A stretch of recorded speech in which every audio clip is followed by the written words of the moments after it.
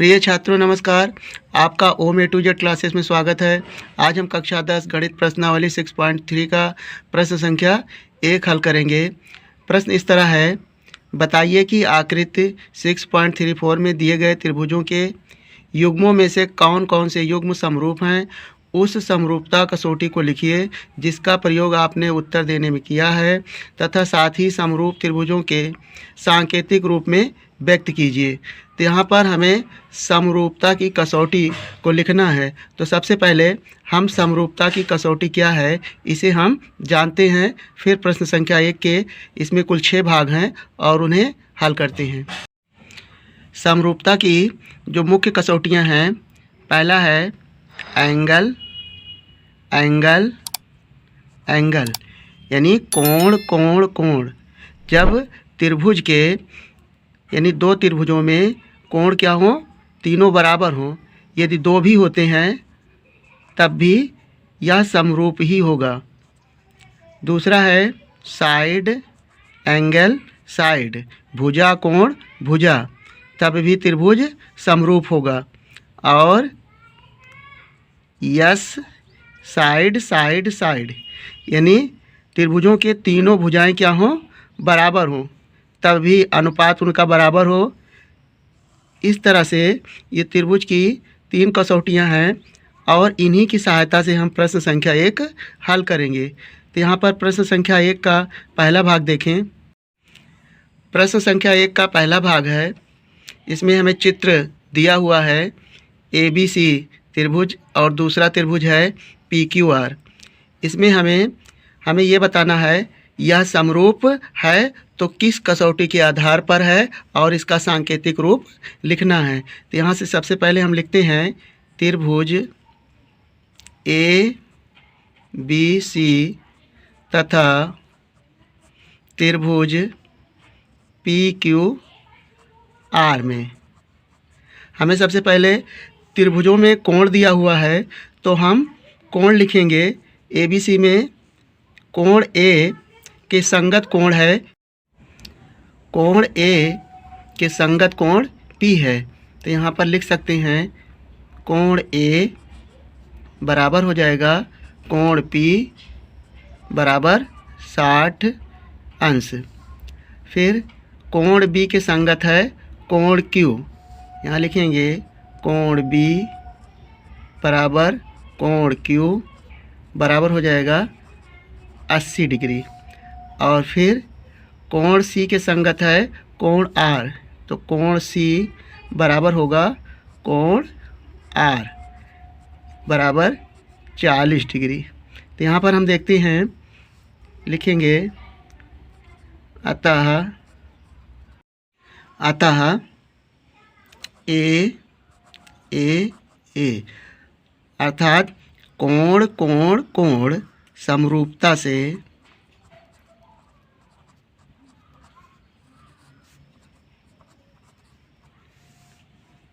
त्रिभुज। अब इसका सांकेतिक रूप लिखना है तो सबसे पहले हम लिखेंगे कोण A, यानी ये त्रिभुज में ये हो जाएगा A के संगत कोण है P, ये समरूप होगा P के। फिर B के संगत कोण है Q, यहाँ B लिखेंगे। फिर Q और C के संगत कोण है R, तो C और ये हो जाएगा R। त्रिभुज PQR और त्रिभुज ABC समरूप हुए। तो यह पहला सॉल्व हुआ। अब इसका भाग 2 हल करेंगे। प्रश्न 1 का दूसरा भाग है, हमें 2 त्रिभुज दिया हुआ है। इन त्रिभुजों में भुजाएं हमें दी हुई हैं जिनके आधार पर हमें त्रिभुज की कसौटी बताना है कि किस आधार पर ये समरूप हैं अथवा नहीं है, और इसे सांकेतिक रूप में भी व्यक्त करना है। तो सबसे पहले हम लिखेंगे त्रिभुज ABC तथा त्रिभुज PQR में देखें, यहाँ से AB का जो अनुपात होगा QR में होगा, क्योंकि 2 दूना 4। तो हम सबसे पहले लिखेंगे AB/QR बराबर हो जाएगा, ए बी का मान है 2 और क्यू आर का मान है 4। तो यहाँ से सरल करेंगे, 2 एकड़ नम 2, 2 दूना 4, 1/2 आया। अब लिखेंगे बी सी का जो अनुपात होगा वो पी आर से होगा, क्योंकि 2.5 का दूना 5 होगा। तो यहाँ से लिख सकते हैं B C upon R P बराबर, बी सी का मान है 2.5 और आर पी का मान है 5। यहाँ से दशमलव हटाएंगे तो 1 जीरो बढ़ जाएगा, 25 एकड़ नम 25, 25 दूना 50। तो इसका मान भी आएगा 1/2 तथा सी ए यानी सी ए का अनुपात हो जाएगा क्यू पी से, तो 3 दूनी 6, तो हो जाएगा सी ए अपान पी क्यू बराबर, सी ए का मान है 3 और क्यू पी का मान है 6। काटेंगे 3 एकड़ नम 3, 3 दूनी 6। तो हम देखते हैं त्रिभुजों की भुजाओं में अनुपात बराबर है। लिखेंगे अतः A B upon Q R बराबर B C upon R P बराबर सी ए अपान पी क्यू बराबर हो जाएगा 1/2। अब इसे हमें बताना है कि किस रूप में ये समरूप होंगे। तो चूंकि इनकी साइड में अनुपात बराबर है तो लिखेंगे साइड साइड साइड समरूपता से। अब इसे सांकेतिक रूप में व्यक्त करना है, तो यहाँ से सबसे पहले लिखें त्रिभुज, पहली भुजा है ए बी, तो यहाँ से लिखेंगे ए बी, और दूसरे त्रिभुज की जो भुजा है वह है क्यू आर, तो यहाँ लिखेंगे क्यू आर, यानी संगत भुजाएं लिखना है। उसके बाद दूसरे में बी सी है, तो बी और ये हो जाएगा सी, ये समरूप हो जाएगा किसके, आर पी के, तो यहाँ से आर पी, और फिर सी ए पी क्यू, तो ये हो जाएगा पी क्यू। इस तरह से हम संगत भुजाओं के अनुरूप लिखेंगे या इसका सांकेतिक रूप होगा। तो यह त्रिभुज ए बी सी समरूप होगा त्रिभुज क्यू आर पी से, और समरूपता साइड साइड साइड से। तो यह भाग 2 हल हुआ। अब इसका भाग हम 3 हल करेंगे। प्रश्न 1 का तीसरा भाग है। हमें 2 त्रिभुज दिया हुआ है, उनमें भुजाओं का मान दिया हुआ है।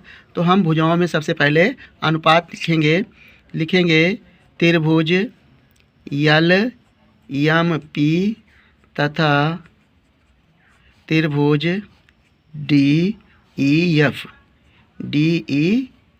एफ में। यहाँ पर त्रिभुजों में देखें एम पी का जो अनुपात हो सकता है डी ई में, यानी 2 का 4 में और 3 का 6 में, 3 दूनी 6, 2.7 का दूना 5.4 होता है और ये 5 ही है। तो इस तरह से तीनों भुजाओं में अनुपात बराबर नहीं है, तो ये त्रिभुज समरूप नहीं है। लेकिन हम इसे हल करते हैं और यहाँ पर सबसे पहले भुजाओं में अनुपात निकालेंगे M P upon D E. तो एम पी का मान है 2 और डी का मान है 4। सरल करेंगे, 2 एकड़ नम 2, 2 दूना 4। यल पी, यहाँ से यल और पी का मान है 3 और डी एफ का मान है 6। इनमें अनुपात निकालेंगे तो यल पी अपान डी एफ बराबर हो जाएगा 3/6। यल पी का मान 3, डी एफ का मान 6। काटेंगे 3 एकड़ नम 3, 3 दूनी 6। अब भुजा है यल यम, अब यल यम अपान ई एफ। यल यम का मान है 2.7 और ई एफ का मान है 5। तो हम सरल करेंगे तो ये कटेगा नहीं, इसको यहीं पर ये छोड़ते हैं और अनुपात में देखते हैं तो भुजाओं में, दो भुजाओं में तो अनुपात बराबर है और तीसरी भुजाओं में अनुपात बराबर नहीं है। तो यहाँ लिखेंगे चूँकि यम पी अपान डी ई बराबर यल पी अपान डी एफ, ये तो बराबर है लेकिन तीसरी भुजाओं में अनुपात बराबर नहीं है। L M upon E F not equal, यानी भुजाओं में अनुपात बराबर नहीं है, इसलिए त्रिभुज यल यम पी तथा त्रिभुज डी ई एफ समरूप नहीं हैं। अब इसका भाग 4 हल करेंगे। प्रश्न 1 का चौथा भाग है। इसमें हमें दो त्रिभुज दिया हुआ है और एक कोण, यानी त्रिभुज यम एन यल में कोण यम है और त्रिभुज पी क्यू आर में कोण क्यू, और दो भुजाओं में यम एन और यम एल दिया है पहले त्रिभुज में और दूसरे में पी क्यू और क्यू आर दिया है। तो सबसे पहले हम कोण की संगत कोण लिखते हैं। त्रिभुज यम एन यल तथा त्रिभुज पी क्यू आर में। तो यहाँ से कोण यम के संगत कोण है कोण क्यू, कोण क्यू बराबर है 70 डिग्री, ये हमें दिया हुआ है।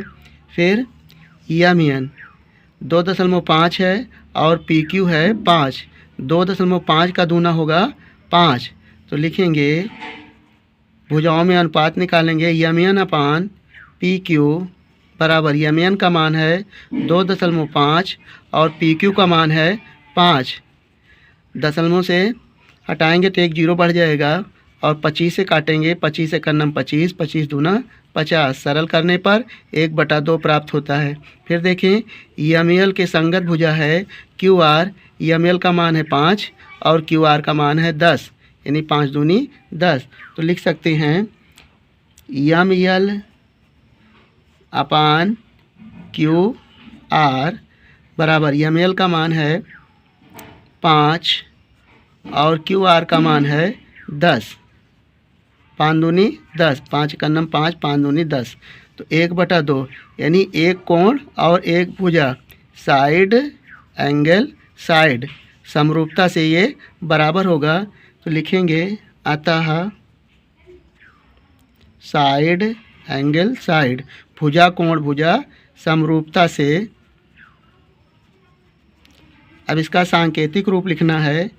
ये त्रिभुज, यहाँ पर कोण यम है और यम पहले त्रिभुज में यम और दूसरे त्रिभुज में क्यू के संगत कोण 70 डिग्री बराबर है, तो यम हो जाएगा और दूसरे त्रिभुज के लिए हो जाएगा क्यू। इस रूप में हम लिखेंगे और फिर यन यल और इसमें हो जाएगा क्यू पी आर। तो यहाँ से ये समरूप हो जाएंगे। यहाँ यम के संगत कोण क्यू इस रूप में हमें लिखना है, तब ये सांकेतिक रूप में समरूप होंगे। तो यम के संगत क्यू, और ये प्रश्न 1 का चौथा भाग हल हुआ।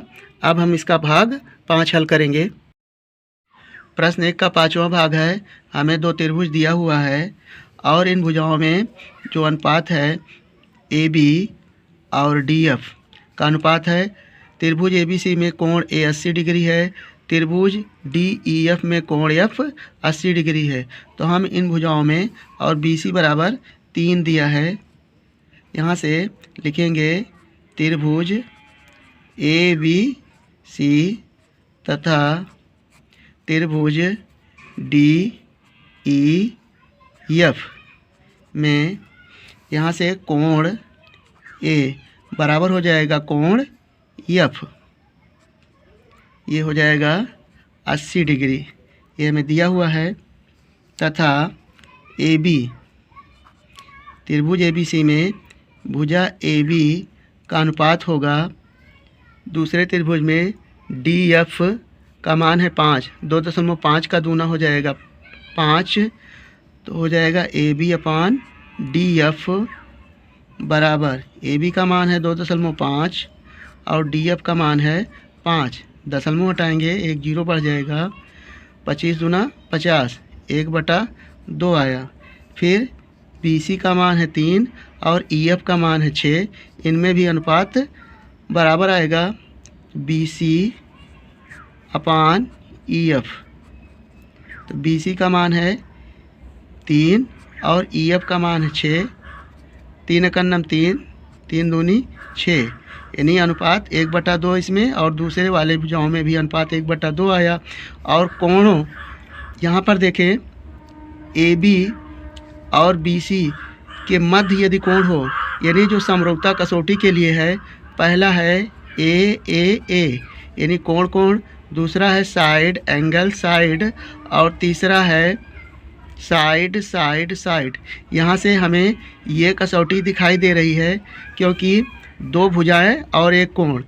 यहाँ पर हम इसका प्रयोग कर सकते थे, लेकिन इसमें भुजाओं के मध्य में कोण नहीं है, अर्थात ए बी और बी सी के मध्य ये 80 डिग्री होता तो ये कसौटी लग सकती थी। इसमें तो है ई एफ, त्रिभुज डी एफ में ई एफ और डी एफ के मध्य कोण 80 डिग्री है, लेकिन इसमें नहीं है, इसलिए ये त्रिभुज समरूप नहीं होंगे और ये भी नहीं लग सकता। लिखेंगे अतः कोण भुजाओं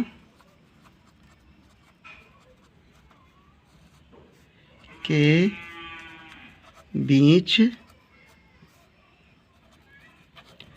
नहीं है, इसलिए त्रिभुज ए बी सी तथा त्रिभुज डी ई एफ समरूप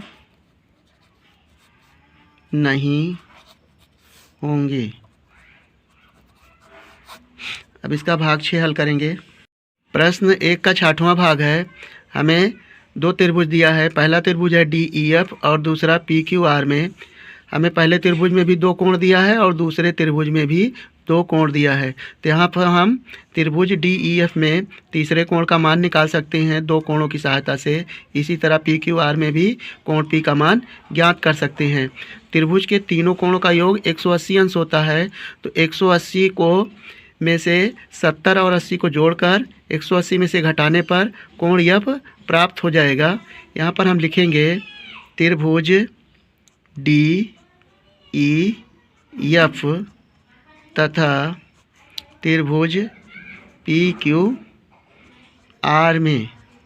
यहाँ से देखें डी एफ के लिए कोण एफ हो जाएगा, कोण एफ बराबर 180 माइनस 70 और 80 को जोड़ लें, 70 प्लस 80 बराबर हो जाएगा 180 माइनस ये हो जाएगा 150 बराबर आएगा 30 डिग्री।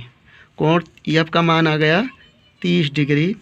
अब त्रिभुज पी क्यू आर में देखें, लिखेंगे कोण पी, इसमें भी 180 में से दोनों कोणों को योग करके घटा दें, 80 प्लस 30, 80 प्लस 30 ये हो जाएगा 180 माइनस 8 3 11, 110 हो जाएगा। और 180 में से 110 घटाएंगे तो हो जाएगा 70 डिग्री। कोण पी का मान आया 70 डिग्री, यहाँ पर 70 डिग्री हो जाएगा। अब देखें संगत कोणों की तुलना करें तो यहाँ से हो जाएगा कोण डी बराबर हो जाएगा कोण पी बराबर 70 डिग्री, कोण ई बराबर कोण क्यू। ई और क्यू संगत कोण है तो हो जाएगा कोण ई बराबर कोण क्यू बराबर 80 डिग्री तथा कोण एफ बराबर हो जाएगा कोण आर, ये भी संगत कोण है, ये 30 डिग्री हो जाएगा। तो यहाँ से हम लिख सकते हैं अतः ए ए ए यानी त्रिभुज के कोण संगत बराबर हैं तो एंगल एंगल समरूपता से